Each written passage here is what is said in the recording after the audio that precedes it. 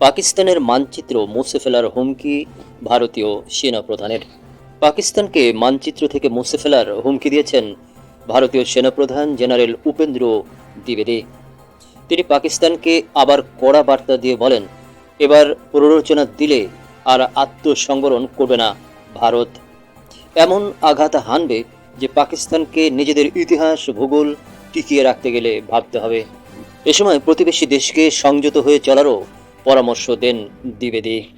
শুক্রবার রাজস্থানে একটি কর্মসূচিতে দ্বিবেদী বলেন, বিশ্বের ইতিহাস এবং ভূগোলে পাকিস্তান নিজেদের অস্তিত্ব টিকিয়ে রাখতে চাইলে রাষ্ট্র সমর্থিত উগ্রবাদ বন্ধ করতে হবে। সিঁদুর অভিযানের সময় যে সংযোগ আমরা দেখেছিলাম, এবার আর তা দেখাবো না। আবার ওরা প্ররোচনা দিলে আরও এক ধাপ এগিয়ে যাব। দ্বিবেদী আরও বলেন, এমন হতেই পারে যে এমন আঘাত হানব পাকিস্তানকে নিজেদের ইতিহাস ভূগোল টিকিয়ে রাখতে ভাবতে হবে। শুক্রবার ভারতীয় সেনাবাহিনীকে আবার প্রস্তুত থাকতে বললেন সেনাপ্রধান। তিনি বলেন, অনুগ্রহ করে পুরোপুরি প্রস্তুত থাকুন। ঈশ্বর চাইলে খুব শীঘ্রই আরও একবার সুযোগ পাবেন। শুভ কামনা রইল। জয় হিন্দ। এরপরেই জল্পনা তৈরি হয়েছে, তবে কি পাকিস্তানে আবার হামলা করবে ভারত?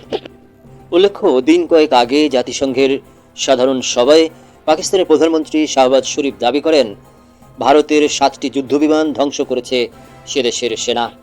অবশ্য ভারতীয় বিমান বাহিনীর প্রধান এপি সিংহ আগেই পাকিস্তানের এই দাবি উড়িয়ে দিয়ে জানিয়েছিলেন, মন গড়া গল্প।